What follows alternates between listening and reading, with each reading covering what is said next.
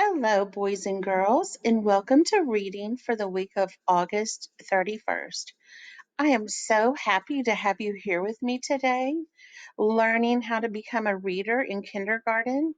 I know it's so exciting for you, and it's super exciting for me as well. So, today we're going to talk about what we will be doing this week. This week is filled with lots of information as we want to set the foundation for you to become a great reader. So every day this week, you will be learning a different reading skill that you will practice. Let's go ahead and get started looking at our week ahead. On Monday, you will learn how to do a turn and talk. What a turn and talk is after you have heard a story or read a story, you turn to someone and tell them something about it. Usually in kindergarten at Calder Road, we like to use sentence stems.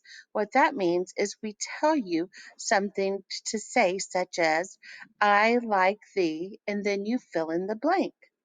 So, for instance, if I wanted to say something that I liked in the book, I might say, I like the blue cat. His name is Pete the cat.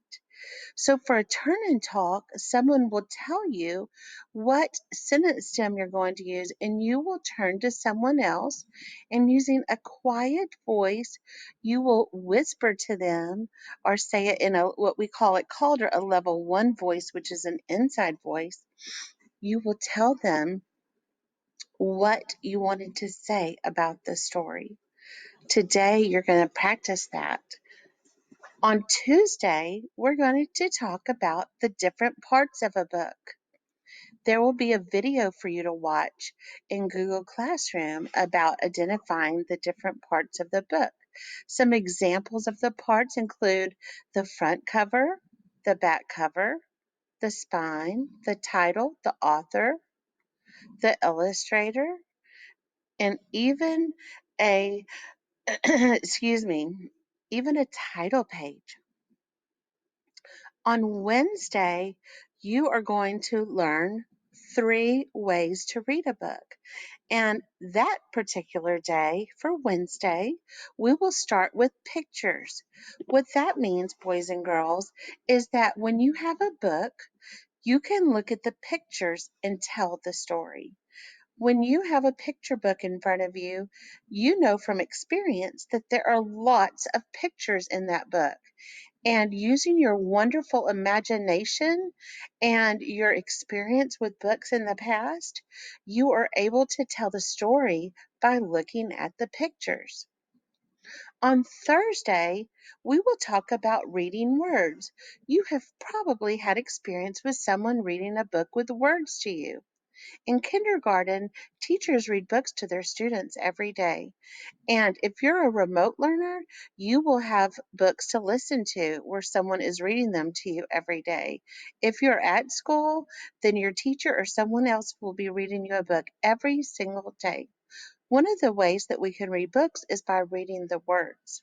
In kindergarten, the words usually start off simple, maybe words like cat, hat, dog, ball, sight words such as a, at, in, the, by, those kind of words you see often in kindergarten books. Now, I know that some of you may already be reading, and if you're already reading, then you can practice reading books with words. And guess what? Even if you're not already reading, someone at home can help you find words in a book that you can read. A simple word to find is the word a. I know that's a little silly because A is also a letter, but did you know that the letter A is also a word A? They look the same, but one's a word and one is a letter.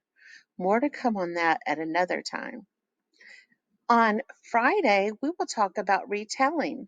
And you can see down here, I have a picture of the front cover of a book, The Three Little Pigs. So, what that is for retelling purposes, we can take a book that we knew and from before that someone has read to us that we've heard, or maybe we've even watched a YouTube video read aloud of it. So we can take that book and we can look at the pictures and we can do a retelling. For instance, if you recall how the three pigs built their houses and what they built them of, straw, stick, and bricks, you could turn to those pages and talk about how the pigs built their house and then the following events.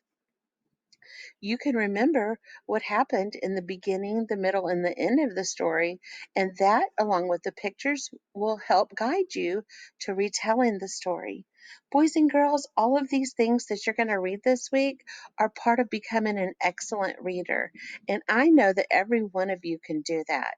And I know that you're going to practice hard and do your very best this week. Now, I want to talk to you about awesome reading habits to develop. Some of the things that you can do at home to work on becoming an excellent reader include having a family member read a book to you. That could be anybody. It could be a mama, daddy, grandma, aunt, uncle. It could be an older brother or older sister. It's just important that someone reads to you every single day. One of my favorite things to do is to read a bedtime story to my children. Another thing that you can do is spend 15 to 20 minutes every day looking at and reading books.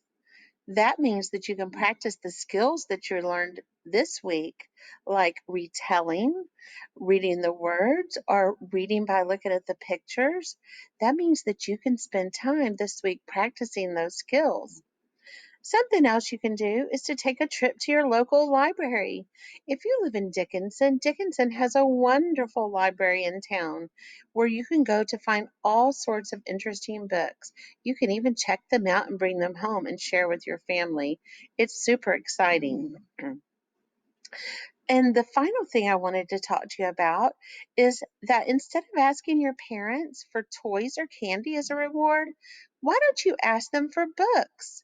Getting a book as a reward feels really good. It helps your brain to grow, it helps you to be a better reader, and it just makes you feel so good inside to get something that's really useful and that you can enjoy for a long time.